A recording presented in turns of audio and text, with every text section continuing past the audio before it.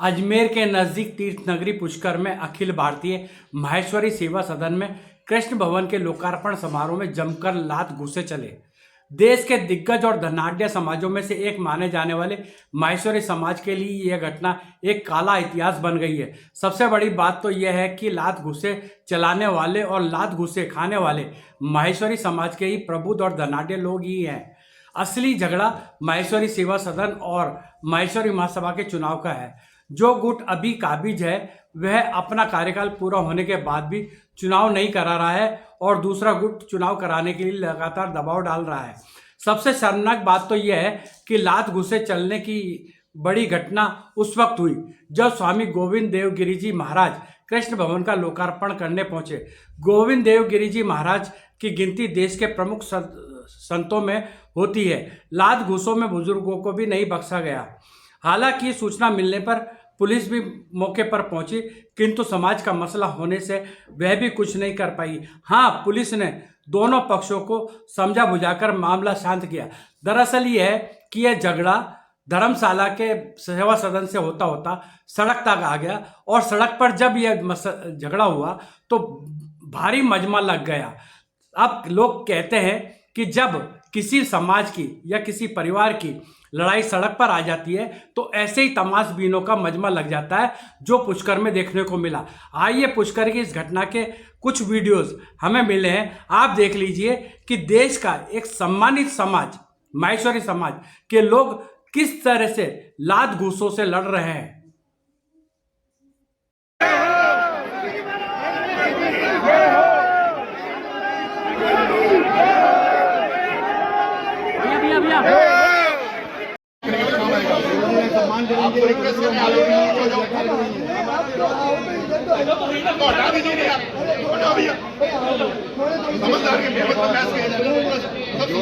भारत पाकिस्तान नहीं होना जो आपकी जगह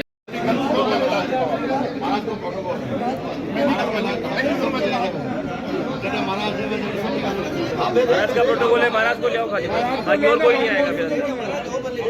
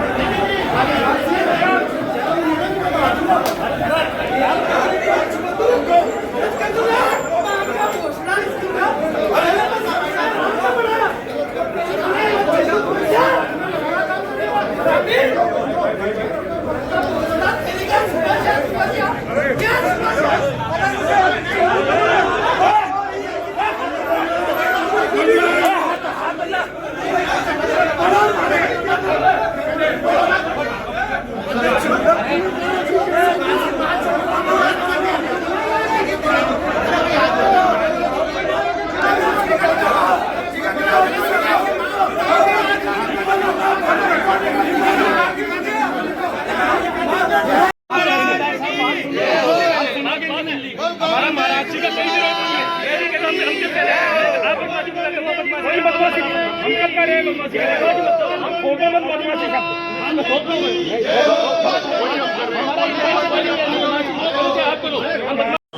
क्या प्रोग्राम था आज? पुष्कर में नवनिर्मित कृष्णा भवन के लोकार्पण का विषय था और जिसके लोकार्पण के लिए ये लोकार्पण करना चाह रहे थे और हमने 12 तारीख को भी आए थे और हमने एक वर्तमान अध्यक्ष राम कुमार जी भूतरा को ज्ञापन भी दिया था कि भाई जब पूरी प्रक्रिया न्यायालय में लंबित है तो आप इसकी प्रक्रिया न्यायालय की प्रक्रिया पूर्ण होने के बाद में ही इसका लोकार्पण करें। न्यायालय का जो भी रिजल्ट आए उस रिजल्ट के अनुसार आप करें। और इसके लिए हम लोग ज्ञापन देने के लिए गोविंद जी गिरी जी महाराज के पास आए थे। शांतिपूर्वक हमने ज्ञापन दिया, सारी बात हमने विस्तारपूर्वक रखी, लेकिन शांतिपूर्वक के ऊपर जिस तरीके से असामाजिक तत्वों को बुला करके, गैर समाज के लोगों को बुला करके जिस तरह से पदाधिकारियों के ऊपर हमला करवाना, भूतपूर्व अध्यक्ष जुगल जी बिरला, निवर्तमान अध्यक्ष जुगल जी बिरला, भूतपूर्व अध्यक्ष श्याम जी बिरला और हम पदाधिकारी 500 पदाधिकारियाँ मौजूद थे, उनके ऊपर हमला करवाना ये बिल्कुल निंदनीय है। हम इस बात का पुरजोर निंदा करते हैं, विरोध करते हैं। आगे क्या कार्रवाई रहेगी? कुछ नहीं, हमारी कोई कुछ कार्रवाई नहीं है। हम तो समाज को ये बताना चाहते हैं कि जिस तरीके की हठधर्मिता, गुंडागर्दी इन लोगों ने की है, समाज को दिख रही है। और अब समाज निर्णय लेवे कि इन जैसे लोगों को क्या सदन में पदाधिकारी बना के रखना चाहिए या क्या करना चाहिए। समाज इसका निर्णय लेवे। नाम अपन मेरा नाम कैलाश सोनी, मैं वर्तमान वरिष्ठ उपाध्यक्ष हूँ। कि आप सदैव हमारे सेवा सदन के प्रत्येक कार्यक्रम में उपस्थित रहते हैं और उचित सहयोग करते हैं। सेवा सदन के कृष्ण भवन को लोकार्पण को लेकर के हमारे कुछ नाराज लोग असंतोष पैदा कर रहे हैं। 6 महीने से वो सोशल मीडिया पे चला रहे हैं। हमने साधारण सभा जो सर्वोच्च बॉडी होती है उसमें सर्वसम्मति से निर्णय हुआ था, लिया था और सारे लोग मौजूद थे उसमें, ऐसा नहीं वो नहीं थे। उसके बाद में इस तरह से उन्होंने नकारा जो रवैया अपनाया है उससे संस्था का और समाज का नुकसान होता है और विकास में बाधा उत्पन्न होती है। हमारे आग्रह पर परम पूज्य गुरुदेव पधारे, उनका सदैव स्नेह रहा सेवा सदन के प्रति, समाज के प्रति और पुष्कर के प्रति। वो तो पुष्कर को वर्ल्ड के नक्शे पर सबसे ऊपर देखना चाहते हैं। ऐसे हमारे गुरुदेव हमारे इस कार्यक्रम में पधारे और जो लोकार्पण में हमारे पूरे राजस्थान से करीब 400-500 लोग आए, आपने देखा ही था। तो मुझे इस बात की प्रसन्नता है। देखिए क्या करें, विरोध तो होता ही रहता है। विरोध तो मैं भी मजबूत हो गया हूँ सुनते सुनते। क्या है भाई, जिसको 20 गाली निकाली 21वीं निकाल लें, क्या फ़र्क पड़ता है। अब जिसको गाली ही निकालनी है तो मैं तो एक बार एक यात्री ने मुझे सुबह 100 गाली निकाली, किसी कारण से उसको कमरा नहीं मिला। मैंने कहा और बोलो साहब, और बोलो साहब, और बोलो साहब, तो वो थक ही गया। और क्या बोले साले, 100 गाली बोलती तू सुनता है। इस तरह से कोई भी आदमी, नाराज व्यक्ति कुछ भी कह दे हमने कोई ऐसा अपराध नहीं किया, न गलत काम किया, न गलत काम करेंगे। समाज हित में पूरी ज़िंदगी हमने काम किया है और ऐसा कुछ नहीं है कि मैं कोई 13 साल अध्यक्ष रह गया और फिर 1 साल और रह जाऊंगा तो बहुत बड़ा आदमी बन जाऊंगा। अध्यक्ष ही हूँ और जो ही हमारा तयशुदा काम निपट जाएगा और हम चुनाव करा देंगे। हो सकता है आज की बैठक में कोई इसके बारे में चर्चा हो जाए, चुनाव अधिकारी नियुक्त हो जाए, और नहीं भी हो तो भी तो 1 महीने में हमारा अयोध्या का लोकार्पण हो जाएगा। उसके बाद मुझे कोई शौक नहीं है इस पद पर बने रहने का। हमारे बंधु समझते नहीं है तो मर्जी उनकी है। आज कोई झगड़ा वगैरह ऐसा है, आज हमारे पुष्कर के अंदर सेवा सदन के अंदर नवनिर्मित कृष्ण भवन का उद्घाटन अपने परम आदरणीय स्वामी जी गोविंद देव गिरी जी के हाथों हुआ। हम लोगों का क्या है कि हिसाब से सेवा सदन की जो समयावधि होती है वो पूरी हो चुकी है 9 दिसंबर 2025 को। हम लोगों का ये कहना था कि भाई जब चुनाव की तिथि खत्म हो गई, भी आपका कार्यकाल अपना खत्म हो गया, मैं भी पदाधिकारी हूँ, तो हम उसमें से 7 पदाधिकारियों ने पहले इस्तीफा ही दे दिया। इस्तीफा तो मान लो हमारा स्वीकार नहीं हुआ है। हम लोगों को ये राय थी कि भाई आप पहले जब तक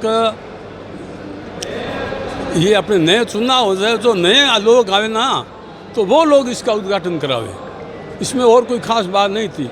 लेकिन इन लोगों ने क्या है कि अपने हिसाब से अभी तक मान लो चुनाव नहीं करे। अब उनकी इससे ऐसी मंशा है कि यहाँ का प्रकरण है, एक अयोध्या का प्रकरण है, तो उसमें काफ़ी भ्रष्टाचार की बू आ रही है।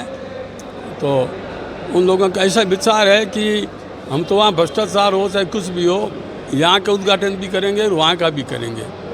तो हमारा देखो परम पूजनीय गोविंद देव गिरी जी, तो वो तो हमारे परम आदरणीय है। लेकिन जो हमारा विरोध था वो हमारे वर्तमान अध्यक्ष और उनके जो साथी है, जो बचे हुए साथी, क्यों 7 हम निकल गए, 15 में से 7 हम निकल चुके हैं, 8 बचे हैं, उनके साथ था। तो हमारा विरोध केवल शांतिपूर्ण और एकदम ये सांकेतिक था कि हमें कुछ नहीं करना है, शांत रहना है, केवल भाई परम पूज्य गुरु जी का आदर करना है, माल्यार्पण करना है और केवल एक ज्ञापन देना है उनको, अध्यक्ष जी को और महाराज जी को, भाई ये काम है, ये जो भी हो रहे हैं सब काम गलत हो रहे हैं।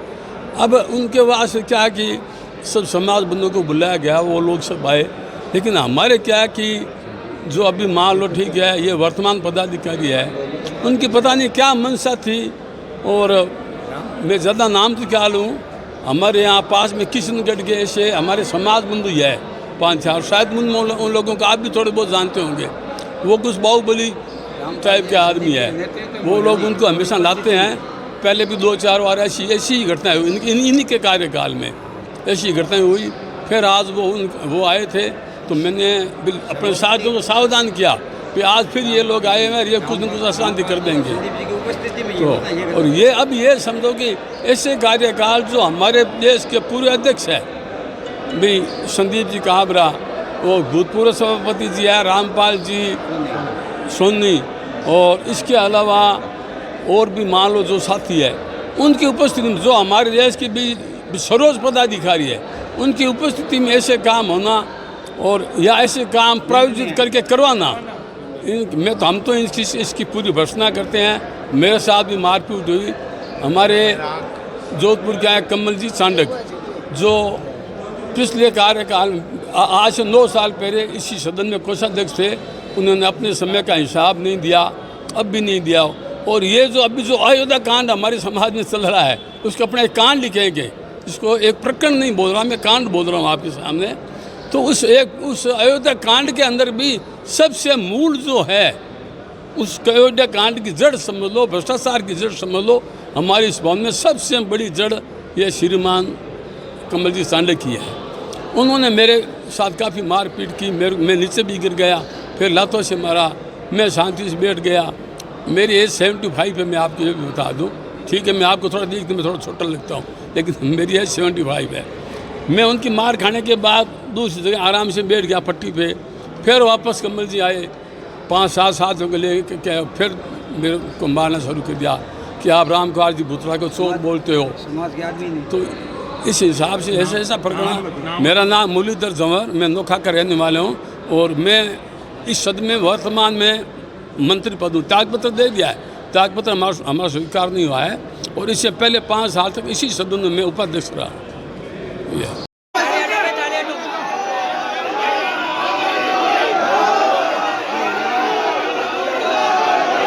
शब्द का प्रयोग नहीं करता हूं। प्रार्थना के साथ मेरे ये सारे शब्द भगवान महेश के चरणों में अर्पित करता हुआ आप सभी को धन्यवाद देता हुआ अभिनंदन करता हूं। भारत माता की। इतना सुंदर ये ब्रह्मा सावित्री वेद विद्यापीठ जो बन गया, इसका मूल माहेश्वरी सेवा सदन पुष्कर राज है। इसको ध्यान रखना चाहिए।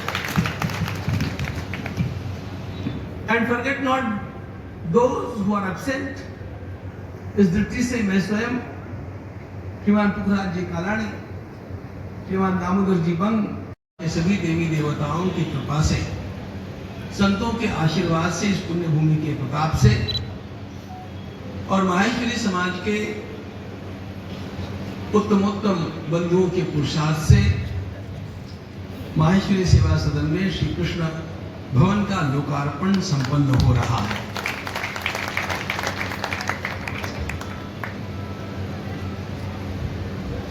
आपने मुझे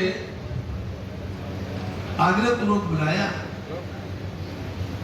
और आना मुझे अच्छा इसलिए लगता है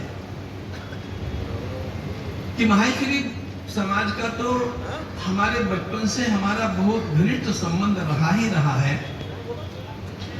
लेकिन माहेश्वरी सेवा सदन पुष्कर राज का भी हमारे कार्य के साथ बहुत बहुत घनिष्ठ संबंध रहा है। आज आप में से कोई भी जाकर के ब्रह्मा सावित्री वेद विद्यापीठ का विद्यालय देखेंगे तो आपका मन बाग बाग हो जाएगा। अपने चलने वाले 48 वेद विद्यालयों जय जय राम,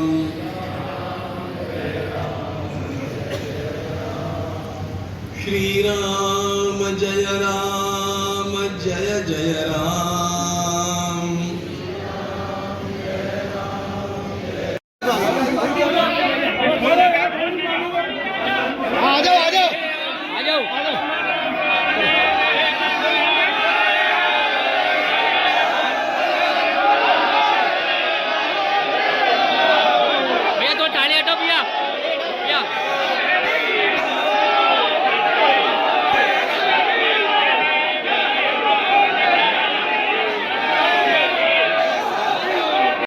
बालक मेरी लायबिलिटी नहीं होती है, वो मेरे एसेट होते हैं, वो मेरी सच्ची संपत्ति होती है। और इसलिए बालकों की संख्या माहेश्वरी परिवारों में बढ़ाते जाइएगा, यही आपके कल्याण की बात है। मूर्ख लोग कभी कभी कहा करते हैं इनका पालन पोषण शिक्षा कौन करेगा, आपसे नहीं होती होगी तो हमारे पास भेज दीजिएगा, मैं पुष्कर राज में एक नया भवन उसके लिए बना। अंधाधुंध जीवन जी रहे हैं। मेरी सनातन धर्म की संस्कृति संसार में सर्वोच्च है। मेरा भारतवर्ष देश संपूर्ण विश्व में सर्वोच्च है। इसकी परंपरा सर्वोच्च है। उसको बचाने का कार्य हमारा है, यह कर्तव्य हमारा है। और इसलिए माहेश्वरी बने हुए रहना, लेकिन हिंदू समाज की सुरक्षा के लिए, सनातन धर्म की सुरक्षा के लिए जो व्यक्ति जहां पर भी जो काम करता होगा उसके सहयोगी बनकर के रहना, उसके सहयोगी बनकर के काम करना।